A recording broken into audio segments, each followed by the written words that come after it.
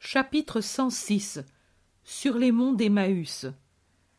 Jésus se trouve avec les siens dans un endroit très montagneux.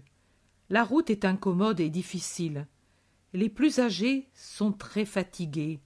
Les jeunes, au contraire, sont tout joyeux autour de Jésus et montent avec agilité, causant entre eux. Les deux cousins, les deux fils de Zébédée et André sont joyeux à la pensée de retourner en Galilée, et leur joie est telle qu'elle gagne même l'Iscariote qui depuis quelque temps est dans les meilleures dispositions d'esprit. Il se borne à dire « Cependant, maître, pour la Pâque, quand on vient au temple, tu reviendras à Kériote. Ma mère espère toujours de t'avoir, elle me l'a fait savoir, et mes concitoyens aussi. » Certainement. À présent, même si on le voulait, la saison est trop dure pour aller sur ces routes difficiles. Voyez comme c'est fatigant même ici. Et si on ne me l'avait pas imposé, je n'aurais pas entrepris le voyage en ce moment. Mais on ne pouvait plus rester. Jésus se tait pensif. Jean dit « Et ensuite, je veux dire, pour la Pâque, pourra-t-on venir? Je voudrais montrer ta grotte à Jacques et à André. » « Tu oublies l'amour de Bethléem pour nous, demande Iscariote. Pour le maître surtout. »« Non, mais j'irai plutôt avec Jacques et André. Jésus pourrait rester à Juta ou dans ta maison. »« Oh, cela me plaît. Le feras-tu, maître? Eux vont à Bethléem. Tu restes avec moi à Kériote. En effet, tu n'as jamais été avec moi seul, et je désire tant d'avoir tout pour moi. »« Tu es jaloux? Ne sais-tu pas que je vous aime tous de la même façon? Ne crois-tu pas que je suis avec vous tous, même quand il vous semble que je suis loin de vous? Je sais que tu nous aimes. Si tu ne nous aimais pas, tu devrais être bien plus sévère avec moi, du moins. Je crois que ton esprit veille toujours sur nous. Mais nous ne sommes pas qu'esprit, il y a aussi l'homme, avec ses amours d'homme, ses désirs, ses regrets. Mon Jésus, je sais que je ne suis pas celui qui te rend le plus heureux, mais je crois que tu sais, comme il est vivant en moi, le désir de te plaire, et mon regret pour toutes les heures que je te perds à cause de ma misère. Non, Judas, je ne perds pas, je te suis plus près qu'aux autres, et précisément parce que je sais qui tu es. Qui suis-je, mon Seigneur? Dis-le, aide-moi à comprendre ce que je suis. Je ne me comprends pas. Il me semble être une femme troublée par des désirs de conception. J'ai des désirs saints et d'autres qui sont dépravés. Pourquoi? Que suis-je? Jésus le regarde d'un regard indéfinissable. Il est triste, mais d'une tristesse mélangée de pitié. Une telle pitié, on dirait un médecin qui se rend compte de l'état d'un malade et qui sait que c'est un malade qui ne peut guérir. Mais il ne parle pas. Dis-le, mon maître, ton jugement sera toujours le moins sévère de tous sur le pauvre Judas. Et puis, nous sommes frères. Il ne m'importe pas qu'ils sachent de quoi je suis fait. Au contraire, le sachant de toi, ils corrigeront leur jugement et m'aideront, n'est-ce pas?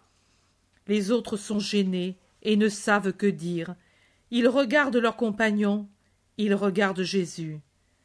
Jésus attire près de lui l'Iscariote, à la place où était d'abord le cousin Jacques, et il dit « Tu es simplement désordonné, tu as en toi tous les meilleurs éléments, mais ils ne sont pas bien fixés, et le moindre souffle de vent les disloque. Tout à l'heure, nous sommes passés par ce défilé, et on nous a montré les dégâts causés aux pauvres maisons de ce petit pays par l'eau, la terre et les arbres. L'eau, la terre, les arbres sont des choses utiles et bénies, n'est-il pas vrai? Et pourtant, elles sont devenues maudites. Pourquoi? Parce que l'eau du torrent n'avait pas un cours bien réglé, mais par suite de la nonchalance des hommes, il s'était creusé plusieurs lits en suivant son caprice. C'était beau, tant qu'il n'y eut pas de tempête.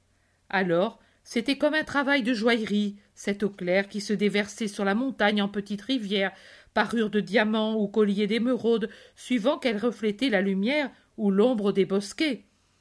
Et les hommes s'en réjouissaient, parce qu'elles étaient utiles, ces veines d'eau bruissantes, pour leurs petits champs. Comme ils étaient beaux les arbres poussés suivant les caprices des vents, çà et là, en groupes imprévus, laissant des clairières pleines de soleil. Et elle était belle, la terre légère, déposée par je ne sais quelles lointaines alluvions parmi les nombreuses ondulations de la colline, si fertile pour la culture. Mais il a suffi que viennent les tempêtes de l'il y a un mois pour que les capricieuses dérivations du torrent s'unissent et débordent en désordre, en suivant un autre cours, entraînant les arbres en désordre et charriant en contrebas les monceaux de terre arrachés au terrain. Si on avait tenu bien régularisé le cours d'eau, si les arbres avaient été groupés en bosquets réguliers, si on avait maintenu la terre par des terrasses bien disposées, voilà que ces trois bons éléments, eau, terre, arbres, ne seraient pas devenus ruines et morts pour ce petit pays. Tu possèdes l'intelligence, la hardiesse, l'instruction, la promptitude, la prestance. Tu as tant et tant d'avantages. Mais tout cela est sauvagement disposé en toi, et tu laisses tout en cet état.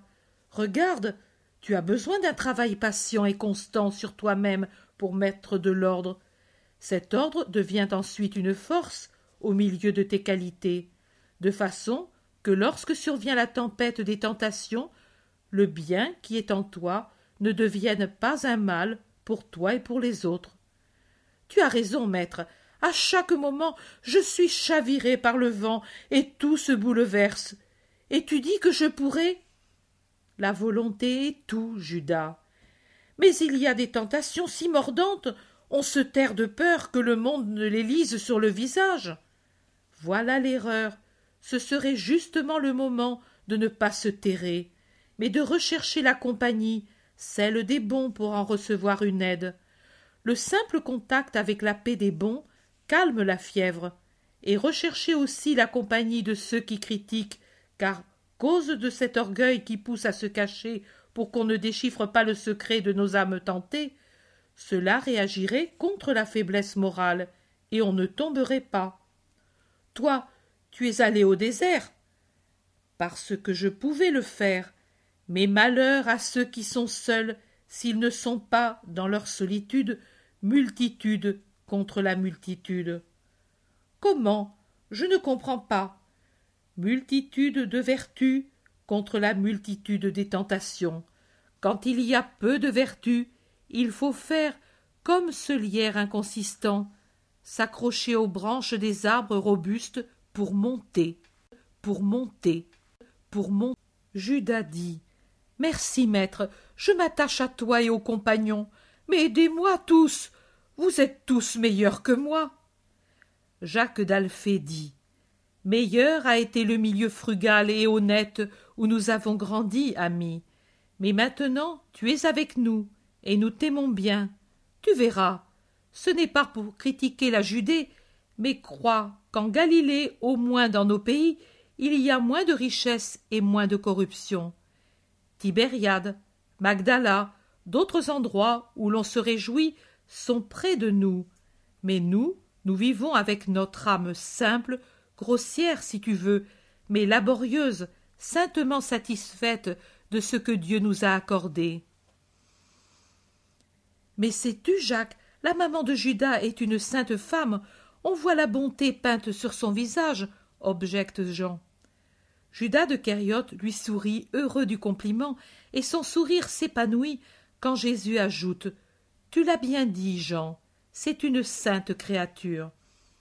Eh oui, mais le rêve de mon père était de faire de moi un grand du monde, et il m'a séparé bien vite et trop profondément de ma mère. Mais qu'avez-vous à dire, vous qui ne cessez de parler? Demande de loin Pierre. Arrêtez-vous, attendez-nous, ce n'est pas gentil d'aller ainsi sans penser à moi qui ai les jambes courtes. Ils s'arrêtent jusqu'à ce que l'autre groupe les ait rejoints. Ouf! Comme je t'aime bien, ma petite barque! Ici on peine comme des esclaves. Que disiez-vous?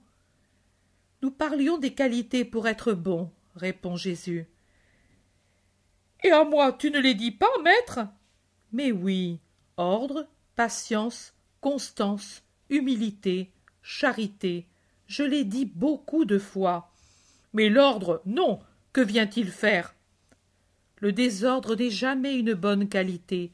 Je l'ai expliqué à tes compagnons, ils te le diront. Et je l'ai mis en tête alors que j'ai mis pour terminer la charité, car ce sont les deux extrémités d'une droite parfaite. Or tu sais qu'une droite, tracée sur un plan, n'a pas de commencement ni de fin. Les deux extrêmes peuvent s'interchanger, alors que pour une spirale ou un dessin quelconque qui ne se ferme pas sur lui-même, il y a toujours un commencement et une fin. La sainteté est linéaire, simple, parfaite, et n'a que deux extrémités comme la droite. C'est facile de faire une droite. Tu crois? Tu te trompes. Dans un dessin même compliqué, un petit défaut peut passer inaperçu, mais dans une droite, on voit tout de suite chaque erreur, ou de pente ou d'incertitude. Quand Joseph m'apprenait le métier, il insistait beaucoup pour que les tables soient bien planes, et avec raison il me disait « Vois-tu, mon fils, une légère imperfection dans un enjolivement ou un travail fait autour, ça peut encore passer, car un œil qui n'est pas très habitué, s'il observe un point, ne voit pas l'autre. Mais si une planche n'est pas aplanie comme il faut, même pour le travail le plus simple comme une table de paysan, c'est un travail manqué. Ou elle penche, ou elle est boiteuse. Elle n'est plus bonne que pour le feu. Nous pouvons dire cela aussi pour les âmes. Pour ne plus servir à autre chose qu'au feu de l'enfer, c'est-à-dire pour conquérir le ciel, il faut être parfait, comme une planche rabotée et dressée comme il faut. Celui qui commence son travail spirituel dans le désordre, en commençant par des choses inutiles, en sautant comme un oiseau inquiet d'une chose à une autre lorsqu'il veut joindre les différentes parties de son travail, il n'arrive plus à rien. Pas d'assemblage possible. Par conséquent, l'ordre. Par conséquent, la charité. Puis, en gardant fixé entre les deux étaux ces deux extrêmes, qu'ils ne bougent plus du tout, travailler à tout le reste, que ce soit ornement ou sculpture. As-tu compris? J'ai compris. Pierre digère en silence la leçon qui lui est donnée et conclut tout à coup. Alors mon frère est plus brave que moi. Lui est vraiment ordonné. Un pas après l'autre, silencieux, calme. Il semble ne pas bouger, et au contraire. Je voudrais faire vite et beaucoup de choses, et je ne fais rien. Qui va m'aider? Ton bon désir. Ne crains pas, Pierre. Tu fais, toi aussi. Tu te fais. Et moi? Toi aussi, Philippe. Et moi? Il me semble n'être absolument bon à rien, moi. Non, Thomas. Toi aussi, tu te travailles. Tous, vous vous travaillez. Vous êtes des arbres sauvages, mais greffés. Vous changez lentement et sûrement. Et moi, j'ai en vous ma joie. Voilà, nous sommes tristes et tu nous consoles, faibles et tu nous fortifies, peureux et tu nous donnes le courage, pour tous. Et dans tous les cas, tu as tout de suite le conseil et le réconfort. Comment fais-tu, maître, pour être toujours si prompt et si bon? Mes amis, c'est pour cela que je suis venu, sachant à l'avance ce que j'aurais trouvé et ce que je devrais faire. Quand on n'a pas d'illusion, on n'est pas déçu, on ne perd pas haleine. On va de l'avant. Rappelez-vous-le, pour quand, vous aussi, vous devrez travailler l'homme animal pour en faire l'homme spirituel. L'homme spirituel. L'homme